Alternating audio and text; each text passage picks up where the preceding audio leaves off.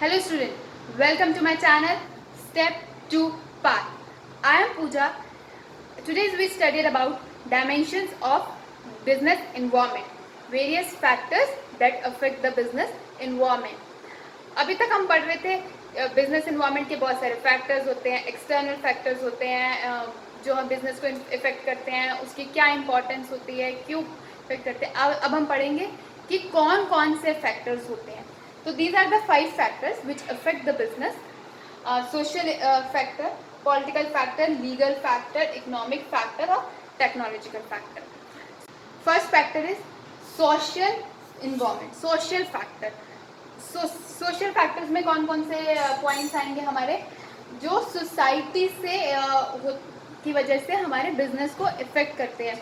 जैसे customers, customers की preference, customer का ट्रेंड, जो जैसे ट्रेंड जैसे जैसे चेंज होता जाता है, उसकी डिमांड वैसे वैसे चेंज होती जाती है. आज हम कुछ और लाइफस्टाइल में रह रहे हैं, कल हम कोई और लाइफस्टाइल में रह रहे थे.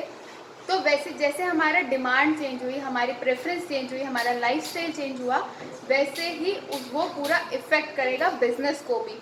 सो this is the factor which effect the business as well. और second we can adopt as a value कि हमारी वैल्यूज़ क्या है. जैसे अगर मैं प्रॉपरली टिपिकल इंडियन फैमिली को अगर हम बोले कि आप वेस्टर्न क्लोथ्स पहनना स्टार्ट कर दीजिए, short skirt, short top, crop top, और तो वो बहुत जल्दी अडॉप्ट नहीं करेंगे. हम उनको वो अगर ड्रेसेस देंगे तो वो नहीं पहनेंगे. तो हमारी वो सोसाइटी पे इफ़ेक्ट करती है. तो उसकी वैल्यूज़ के हिसाब से ही हमें मार्केट में डिमांड को देखेंगे और हम वहाँ पर उसको फुलफ़िल करेंगे.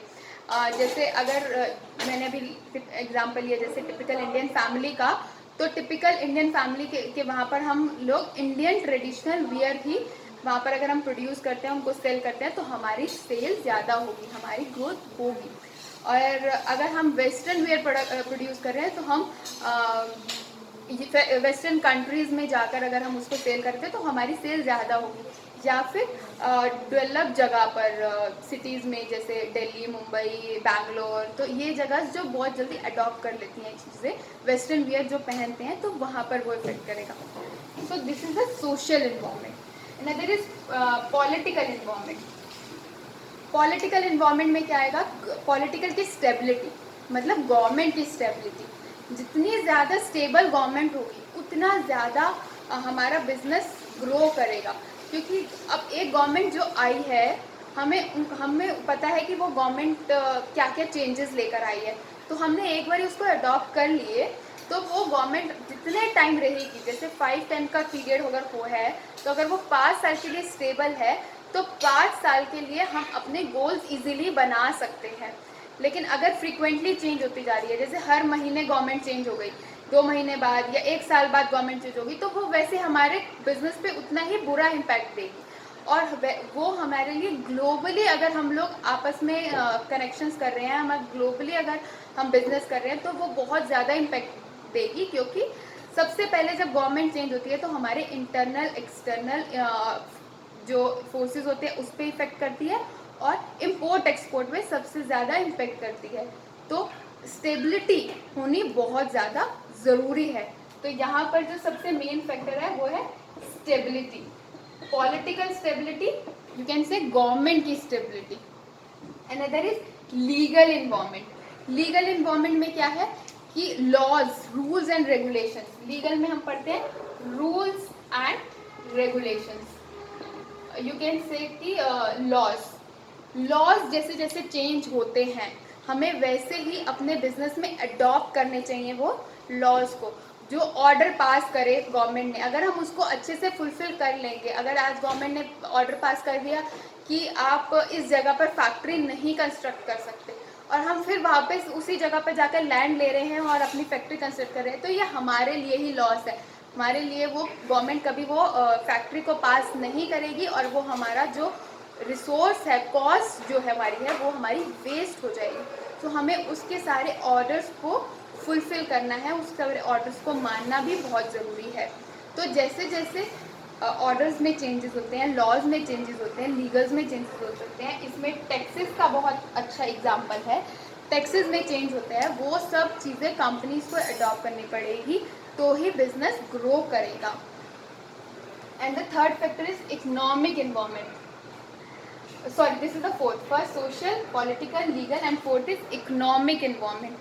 इकोनॉमिक इन्वायरमेंट में आता है जो इकोनॉमी से हमें इफेक्ट पड़ता है। इकोनॉमी में क्या होगा, प्राइस अगर हमारा बहुत ज़्यादा फ्लक्चुएट कर रहा है तो कस्टमर उसको बहुत जल्दी अडॉप्ट नहीं करेंगे। अगर हमारा स्टेबल प्राइस है तो customer will adopt the things. और यू कैन यहाँ पर inflation rate of the country, inflation rate मतलब जैसे यू कैन से रुपये का जो कॉस्ट है वो बहुत ज़्यादा अप एंड डाउन होती है। अगर हम उसको स्टडी करें कि कौन से फैक्टर से रुपये का रेट बढ़ रहा है, घट रहा है, उससे हमारे बिजनेस पे क्या इफेक्ट पड़ रहा है, तो ये भी बहुत ज़रूरी है। जैसे रुपये का रेट बढ़ता और घटता है वैसे ही कस्टमर की डिमांड घटती बढ़ती है, क्योंकि कस्टमर की जो स्पेंड करने की पावर है वो उतनी ही रहती है। आज मुझे सैलरी जितनी मिल रही है मुझे उतनी ही सैलरी मिलेगी। और जैसे ही inflation rate up and down होता है तो रुपये की वैल्यू भी अप एंड डाउन होती है, जिसकी वजह से cost of the products up and down होते हैं। तो मेरे पास उतने ही पैसे आ रहे हैं तो मैं स्पेंड तो उतना ही करूँगी ना। अगर कोई जो मेरी ज़्यादा ज़रूरी की चीज़ है वो ज़्यादा महंगी हो गई तो मैं अपने पैसे वहाँ पे लगाऊंगी, तो मेरे पास कम पैसे बचेंगे जो मेरी कम प्रेफरेंस की चीज़ है उस पर लगाने के लिए। तो वैसे ही डिमांड भी उसकी वजह से इफ़ेक्ट करती है। तो inflation rate we can consider into the economic environment. And the last point is technology environment. Technology जैसे जैसे चेंज हो रही है, टुडेज वी सी कि टेक्नोलॉजी बहुत रैपिडली चेंज हो रही है। आप हर 6 महीने 8 महीने बाद देखते हो एक नया फ़ोन लॉन्च हो जाता है, उसमें नए फीचर्स आ जाते हैं। तो अगर आप देखो, अगर आप रिकॉर्ड निकालो पिछले 7 साल का 8 साल का, तो आप देखोगे कि एप्पल जो कंपनी है फ़ोन की, वो हर साल एक एप्पल का फ़ोन लेकर आती है नया, जिसमें वो नया फीचर लेकर आती है।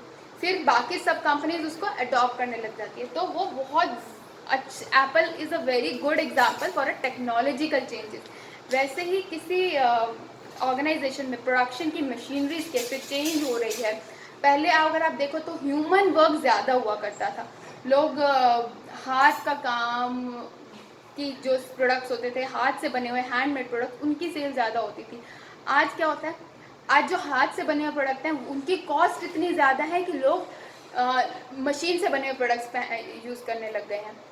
अगर आप कपड़ों की भी बात करो तो जो हाथ से बने हुए कपड़े, जो थिक कपड़े होते हैं, जो वो महंगे मिलते हैं एज़ कम्पेयर टू नॉर्मल जो हम लोग कपड़े पहनते हैं मशीनरीज वाले, वो सस्ते होते हैं। तो टेक्नोलॉजी के अडॉप्ट करने से कॉस्ट पे भी इफेक्ट पड़ता है। तो ये सब फैक्टर्स जो हैं वो आपस में इंटरलिंक्ड हैं। बट टेक्नोलॉजी के अंदर बेसिकली कि कैसे टेक्नोलॉजी चेंज हो रही है हम उसको उसी से जल्दी जल्दी ग्रैप्स करेंगे। तो जैसे जैसे टेक्नोलॉजी हम बिजनेस में अच्छी अच्छी टेक्नोलॉजीज अडॉप्ट करते जाएंगे, हमारा बिजनेस ग्रो करता जाएगा। बट एक पॉइंट के बाद, जैसे अब मैंने 1 साल पहले टेक्नोलॉजी में चेंज आया था, मैंने वो टेक्नोलॉजी अडॉप्ट करी, एक नई मशीन भी लेकर आई। लेकिन अगर मैं कहूँ 6 महीने बाद वापस से नई टेक्नोलॉजी आएगी, नहीं तो हमारी कॉस्ट भी इफेक्ट करेगी, हमारी ऑर्गेनाइजेशन की कॉस्ट। तो वो सब चीज़ें हमें ध्यान रखनी होती हैं कि कौन सी चीज़, कौन सी टेक्नोलॉजी हमारी ऑर्गेनाइजेशन के लिए ज़्यादा बेटर है, हम इसको अडॉप्ट करें और ताकि हम ज़्यादा अच्छे से ग्रो कर पाएँ। सो this is all about the factors, dynamics of the business environment. I hope you understand it. If you like it, please press the like button and share it to the other student. Subscribe to my channel Step to Path for the further videos. Thank you so much.